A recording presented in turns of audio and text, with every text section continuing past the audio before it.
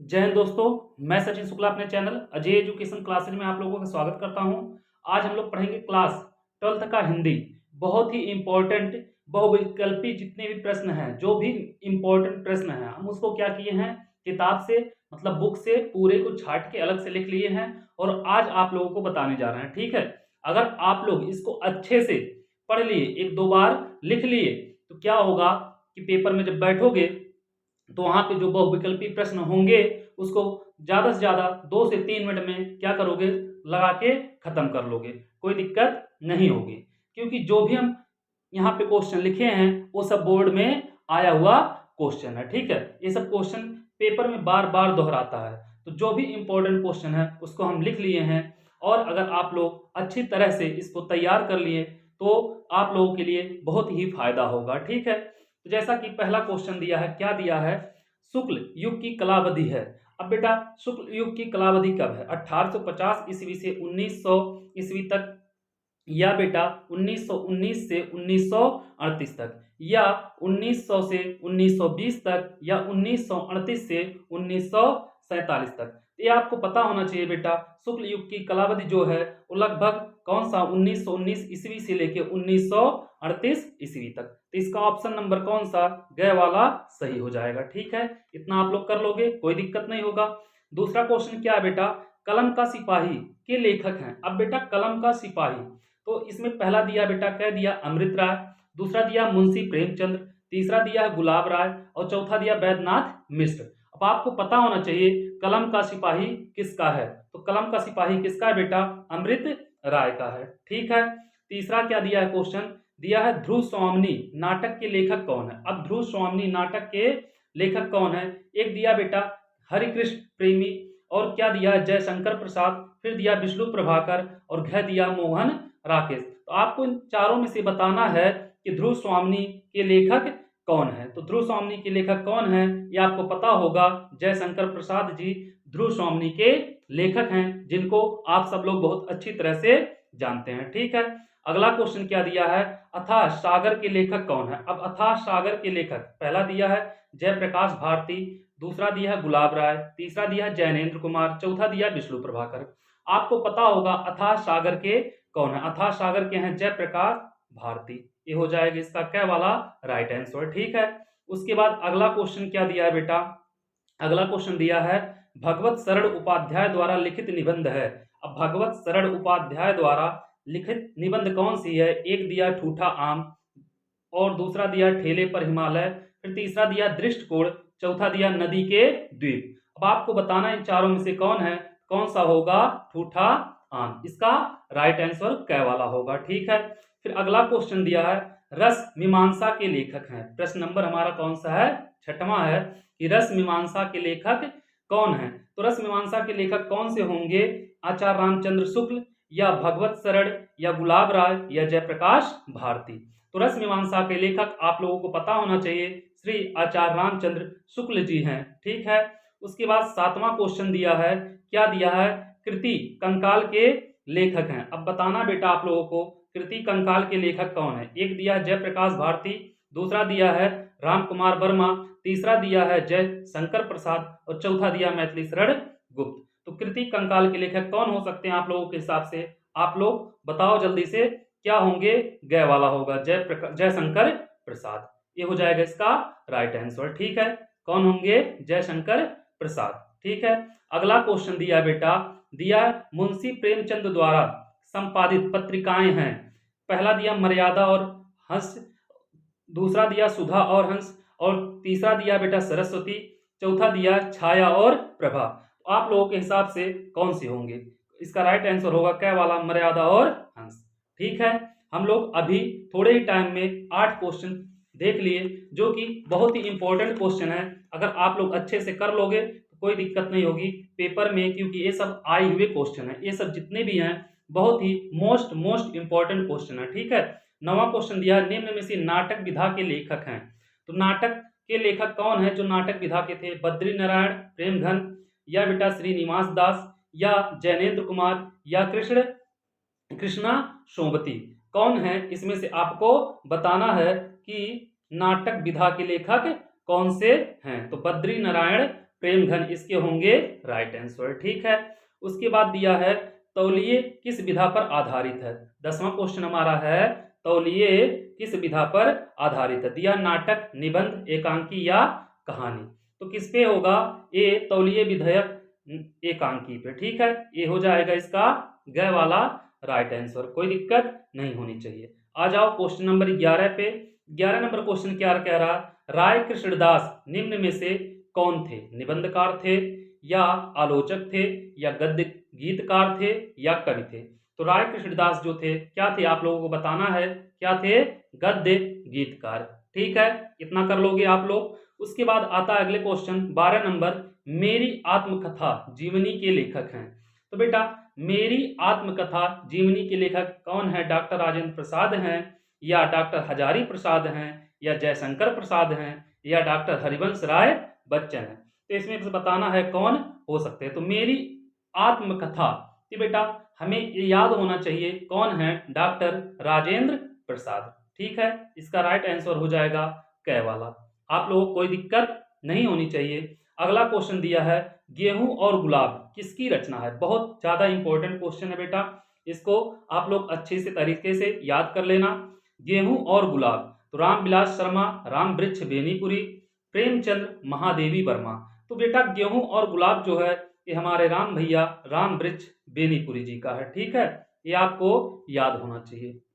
उसके बाद गोदान किस युग का उपन्यास है। 14 नंबर क्वेश्चन है गोदान किस युग का है, शुक्ल युग, शुक्लोत्तर युग, द्विवेदी युग, आधुनिक युग। तो ये हो जाएगा बेटा शुक्ल युग। ठीक है, इसका राइट आंसर हो जाएगा क वाला शुक्ल युग, इसमें आपको कोई दिक्कत नहीं होनी चाहिए। उसके बाद अगला दिया 15वां नंबर क्वेश्चन बेटा। 15वां नंबर क्वेश्चन दिया है निम्न में से रीत काल की कला वधिय कितना है, 1643 से 1843 या 1343 से 1643 या 1843 से आज तक या 743 से 1343 तक। तो ये आपको बताना है कब तक की है। कब होगा बेटा, 1643 ईस्वी से लेके 1843 ईस्वी तक। इसका क्या हो जाएगा राइट आंसर। निम्न में से रीति काल की मुख्य विशेषता बताइए। क्या दिया है, श्रृंगार रस की प्रधानता। अगला दिया काव्य में कला पक्ष की प्रधानता। विकल्प का व ख दोनों, देश प्रेम की भावना। तो बेटा जो होगा इसमें श्रृंगार रस की प्रधानता होगी और काव्य में कला पक्ष की प्रधानता होगी। तो इसका जो आंसर होगा बेटा ये ग वाला सही हो जाएगा, जिसमें क्या है क व ख दोनों है। ठीक है, कोई दिक्कत आप लोगों को नहीं होनी चाहिए। आ जाते हैं क्वेश्चन नंबर, हम लोग 16 कर चुके हैं, आ जाते हैं क्वेश्चन नंबर 17 की तरफ। क्वेश्चन नंबर 17 क्या कह रहा है, देखते हैं। छत्रसाल दशक के रचनाकार हैं, कौन है, बिहारी, जगनिक या भूषण या नरोत्तम दास। तो आप लोगों को क्या करना है, ये बताना है इसमें से कौन सा ऑप्शन सही होगा। बिहारी जी हैं छत्रसाल के, या जगनिक हैं, या भूषण है, या नरोत्तम दास हैं। तो कौन हो सकते हैं इसके, भूषण जी। ठीक है, ये हो जाएगा इसका ग वाला राइट आंसर। उसके बाद रसिक प्रिया के रचनाकार हैं, रसिक प्रिया के रचनाकार कौन है। एक दिया आचार्य केशव दास, फिर आचार्य हजारी प्रसाद, आचार्य देव या भिखारी दास। तो रसिक प्रिया के जो होंगे बेटा वो होते हैं कौन है, आचार्य केशव दास, आचार्य केशव दास। ठीक है, साकेत महाकाव्य की रचना किसने की थी। बेटा यह मोस्ट इंपॉर्टेंट क्वेश्चन में इसको लिख लेना। ठीक है, बहुत ज्यादा इंपॉर्टेंट क्वेश्चन है, ये सब बहुत बार पूछता है।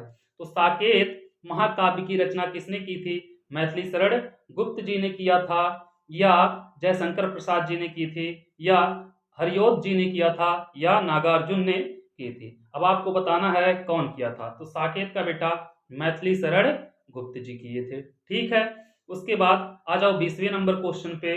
निम्न में से मुक्तक मुक्तक काव्य के कवि हैं, कौन है, बिहारी जी हैं, या भारतेंदु हरिश्चंद्र जी हैं, या कबीरदास जी हैं, या जगनिक। मतलब मुक्तक के कौन है बेटा, मुक्तक के जो हैं ये कौन है, बिहारी जी हैं। ठीक है, यह याद होना चाहिए। ललित ललाम के रचयिता हैं पद्माकर, मतिराम, भूषण या बिहारी। क्या हो सकता है बेटा, पद्माकर होगा या भूषण होगा या मतिराम होगा या बिहारी होगा, ये आप लोगों को बताना है। क्या होगा बेटा, मतिराम। ठीक है, उसके बाद दिया अगला क्वेश्चन, निम्न में से कौन सी रचना पद्माकर द्वारा लिखी है। रसराज, कवि प्रिया, गंगा लहरी, शिवा बावनी।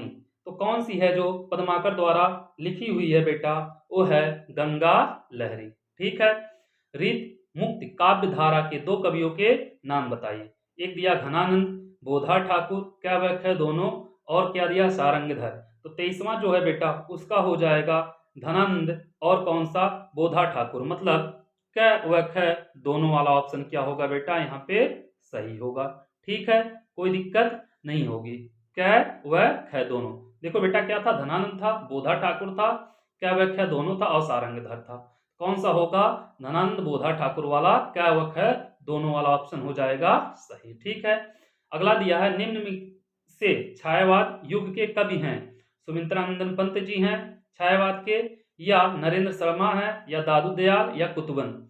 कौन है जो छायावादी युग के कवि हैं? तो बेटा ये हमारे पंत जी हैं। कौन से? ऋषभ पंत नहीं, सुमित्रानंदन पंत जी हैं। ठीक है, इसको अच्छे से आप लोग देख लेना और याद कर लेना। हम लोग 24 क्वेश्चन देख चुके हैं। चलते हैं क्वेश्चन नंबर 25 की तरफ।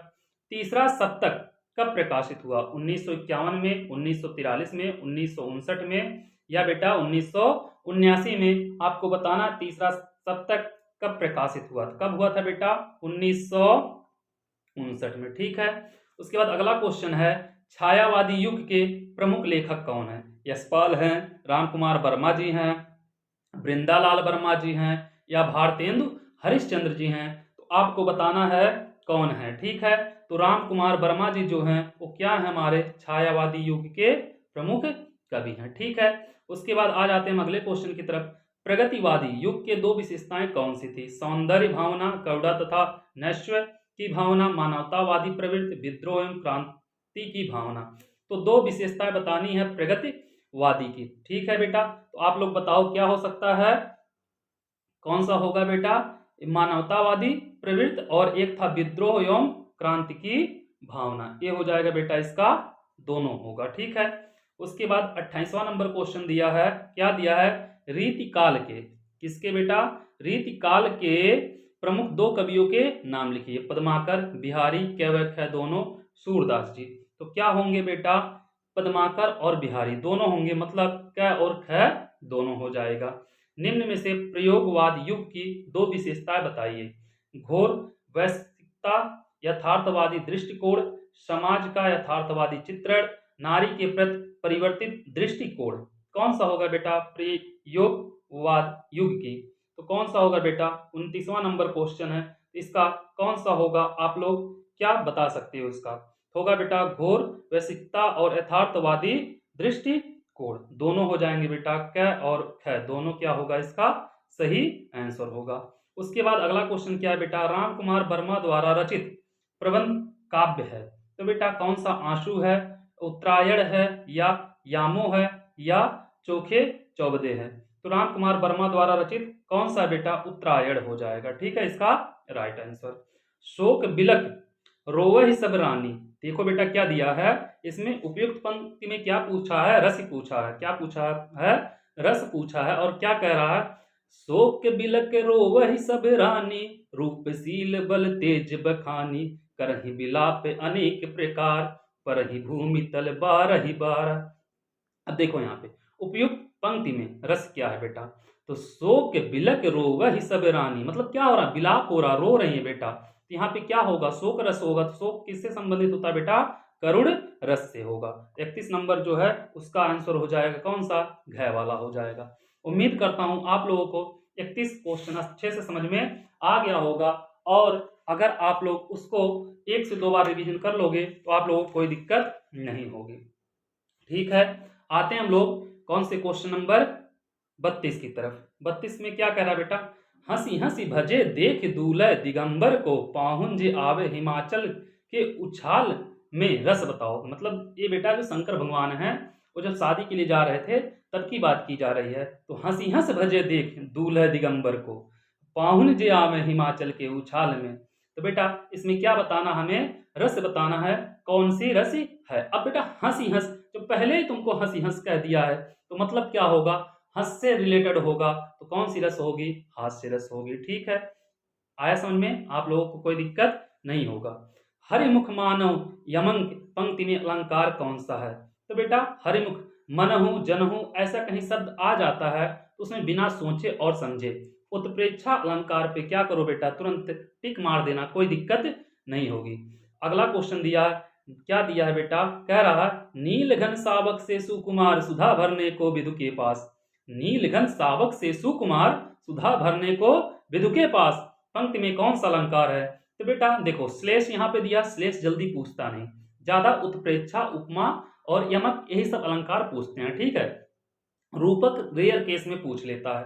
तो नील घन सावक से सुकुमार, तो बेटा क्या दिया, नील घन सावक से सुकुमार मतलब उपमेय उपमान का मतलब कौन सा अलंकार होगा बेटा, ये घ वाला हो जाएगा, ठीक है।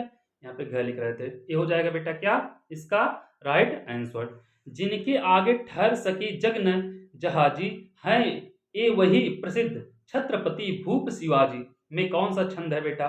तो देखो छंद जब पूछता है बेटा तो ज्यादातर रोला पूछता है या सोरठा पूछता है, यही दोनों में से पूछता है। तो आप लोग ज्यादा मेहनत रोला और सोरठा पे करना, ये नहीं कह रहे हैं मतलब कुंडलियां और दोहा मत देखना, लेकिन रोला और सोरठा को अच्छे तरीके से पढ़ लेना, ठीक है। तो इसमें क्या दिया है बेटा, कह रहा है जिनकी आगे ठहर सके जग न जहाजी हैं, वही प्रसिद्ध छत्रपति भूप शिवाजी। इसमें कौन सी छंद है बेटा, इसमें जो छंद होगी बेटा वो रोला होगा, ठीक है, इसको देख लेना।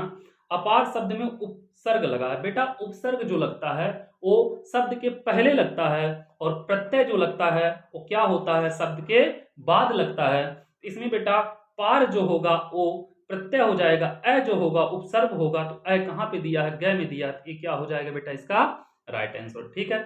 सुदर्शन शब्द में उपसर्ग, फिर उपसर्ग पूछा है, तो बेटा अभी आपको बताएं हम जस्ट, उपसर्ग क्या होता है पहले लगता है, तो यहाँ पे क्या हो जाएगा सु हो जाएगा उपसर्ग, ठीक है। आहट प्रत्यय लगाकर शब्द बनेगा, आहट मतलब बेटा जिसमें आहट हो, जैसे जग सजावट, अब सजावट जावट है बेटा, आहट है नहीं, इसमें वट है हट नहीं है। यकाव थकावट, थकावट में भी बेटा हट नहीं है वट है।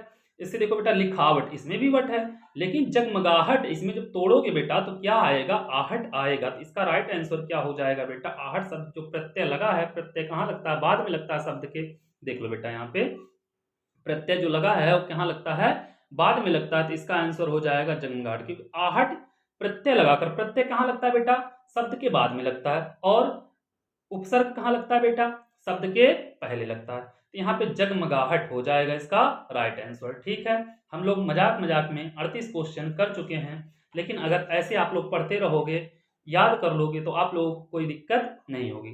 ता प्रत्यय युक्त शब्द है बेटा, ता प्रत्यय युक्त शब्द है, तो मतलब ता बाद में लगा होगा, तो ता किसमें, देखो यहाँ पे उचित लगा है, यहाँ पे कवित्व लगा है, यहाँ पे क्या है दिखावा, तो मतलब यहाँ तय है, यहाँ तय है, यहाँ दिखावा है, लेकिन यहाँ पे लघुता, तो ये बेटा प्रत्यय क्या होगा, यह इसका राइट आंसर हो जाएगा, ठीक है।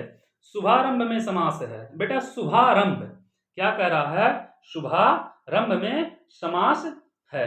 तो एक चीज बताना बाबू, जैसे शुभारंभ, इसमें क्या लग रहा है, हमें द्वंद्व लग रहा है, क्या लग रहा है, शुभा नहीं सॉरी बेटा शुभा शुभ है, क्या है शुभा शुभ है। तो शुभा शुभ, शुभा शुभ में क्या होता है, जैसे दाना पानी, आना जाना, इसमें क्या होता है बेटा द्वंद्व दिखता है, तो कौन सा समास होगा, द्वंद्व होगा शुभा शुभ में, ठीक है। गंगा यमुना का समास विग्रह होगा, तो गंगा यमुना का जो समास विग्रह होगा बेटा, गंगा और यमुना ही होगा, क्या होगा इसका, गंगा और यमुना। गंगा यमुना दिया है बेटा, गंगा यमुना अलग अलग दिया, गंगा प्लस यमुना ये नहीं हो सकता बेटा, गंगा और यमुना होगा, जैसे माता पिता का माता और पिता होता ना बेटा, ऐसे गंगा यमुना का क्या होगा, गंगा और यमुना होगा, ठीक है। अंबर और वसन किस शब्द के पर्यायवाची हैं, तो बेटा वसन, वसन मतलब वस्त्र कपड़ा होता है, तो कपड़ा कहीं पे दिख रहा है बेटा, यहाँ पे है, तो कौन सा होगा, क्योंकि वसन कपड़ा होता ना कि कमल ना कि गुलाब ना कि बादल, तो बेटा इसका जो राइट आंसर होगा क्या हो जाएगा, कपड़ा होगा, ठीक है। इसके बाद आ जाओ, अश्व शब्द के पर्यायवाची शब्द हैं, तो बेटा अश्व मतलब घोड़ा, और आप लोग जानते हो इसको तुरंग है, होता नहीं होता, विहंग द्विज, मरकट कट, पिक प्रभूत, ये तो होगा नहीं, तो कौन सा होगा, क्या वाला ऑप्शन राइट हो जाएगा, ठीक है। रागी शब्द का तद्भव रूप है, तो रागी शब्द का जब तद्भव रूप निकालोगे बेटा, रागी का ना तो दासी होता है, ना रागिनी होता है, ना बांदी होता है, क्या होता है, रानी होता है, क्या होगा बेटा, रानी होगा, ठीक है। रानी सबको अच्छी लगती है। नेह तद्भव शब्द का तत्सम रूप होगा, तो नेह का क्या होगा बेटा, नेह शब्द जो है वो हमारे स्नेह से रिलेटेड होता है, तो ना तो नवीन होगा, ना नक्षत्र होगा, ना निष्ठुर होगा, कौन सा होगा, स्नेह हो जाएगा। ठीक है, अब यहाँ पे आ जाओ, क्या दिया, इत्यादि शब्द का संधि विच्छेद। अब इत्यादि का क्या होगा बेटा, इत्यादि शब्द का संधि विच्छेद क्या होगा, इत धन याद नहीं होगा, इत धन याद नहीं होगा, इत धन आदि नहीं होगा, इत धन आदि होगा, कै वाला होगा इसका राइट आंसर। ठीक है बेटा, हम लोग मजाक मजाक में 46 क्वेश्चन कर चुके। बातें हैं, थोड़ा सा क्वेश्चन और है हमारे पास, उसको हम कर लेते हैं। जैसे दिया है यद्यप में संधि है, यद्यप में कौन क्या होगा बेटा, यद्यप कौन सी होगी बेटा, यद्यप की होगी, यदि धन अपि, या यदि यपि होगी, या यद्यपि होगी, या यद अपि होगी। तो यदि प्लस अप कैसा होगा बेटा, यद्यपि हो जाएगा इसका राइट आंसर। फलेभ रूप है फल शब्द का, तो फलेभ रूप है फल शब्द का कौन सा रूप होगा बेटा, ये तो चतुर्थी विभक्ति बहुवचन है और पंचमी विभक्ति भी होगा, तो कौन सा हो जाएगा बेटा, ग वाला हो जाएगा यहाँ पे राइट आंसर। ठीक है बेटा, इसमें कोई दिक्कत नहीं होनी चाहिए। तो कैवक है दोनों। ठीक है, उसके बाद क्या कह रहा है, मधु शब्द का तृतीय विभक्ति एक वचन है, तो मधु शब्द का तृतीय विभक्ति कौन सा होगा बेटा, मधुना होगा। ठीक है, पठ धातु लट लकार मध्यम पुरुष एक वचन का रूप होगा, तो बेटा वो पठ पठस वाला होगा, कौन सा होगा उसमें देख लेना विभक्ति आप लोग कौन सी होगी, पठस। ठीक है, हम लोग क्या किए, बहुत ही इंपॉर्टेंट क्वेश्चन 50 क्वेश्चन कर लिए बहुविकल्पी। अगर आप लोग अच्छे से इसको देख लोगे तो आप लोगों के लिए बहुत काम का है। ठीक है, और इसके आगे का जो मॉडल पेपर है हम उसको अपलोड कर देंगे, और आप लोग क्या करना, ठीक से देख लेना और जितना हो सके अपने दोस्तों को भी शेयर कर देना। ठीक है, थैंक यू सो मच।